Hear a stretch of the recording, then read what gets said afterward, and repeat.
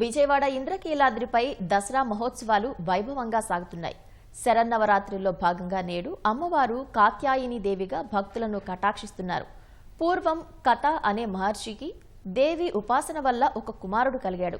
చిన్నతనం నుంచే తండ్రి నుంచి భక్తిని అలవర్చుకున్న ఆ తపస్వికే కాత్యాయనుడు అని పేరు. ఇతను గొప్ప తపశ్శక్తి సంపన్నుడు. దేవి భక్తుడు అవటంతో దేవినే పుత్రికగా పొందతలిచి గొప్ప తపస్సు చేశాడు.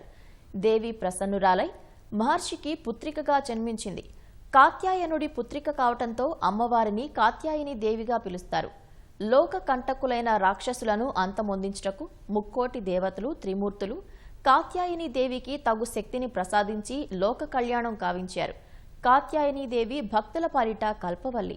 ఆ తల్లిని ఆరాధించడం వల్ల చతుర్విధ పురుషార్థాలు సిద్ధిస్తాయని, రోగములు శోకములు భయాలు నశిస్తాయి, ఆయురారోగ్యాలు సుఖ సంతోషాలు వర్ధిల్లుతాయని భక్తులు నమ్ముతారు.